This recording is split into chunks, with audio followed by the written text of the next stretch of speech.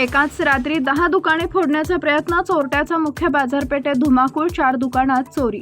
परभणी जिल्ह्यातील गंगाखेड शहरात मुख्य बाजारपेठेत एकाच रात्री चोरट्यांनी धुमाकूळ घालत 10 दुकानं फोडण्याचा प्रयत्न केला। ही घटना 16 एप्रिल रोजी पहाटे 4 वाजेच्या सुमारास नवा मोढा, जुना मोढा, अदालत रोड आणि नवीन भाजी मंडई परिसरात घडली। यापैकी 5 दुकाने फोडण्यात चोरट्यांना यश आले, तर उर्वरित दुकानांचं शटर तोडण्याचा प्रयत्न अयशस्वी ठरला। फोडलेल्या दुकानातून सुमारे 80,000 रुपये रोख आणि 400 ग्रॅम चांदीचे दागिने असा एकूण अंदाजे 2,30,000चा मुद्देमाल चोरीस गेला। संदीप किराणा, कृष्णा कोठेकर, श्रेयस किराणा आणि हनुमान सराफा या दुकानांचा यात समावेश आहे।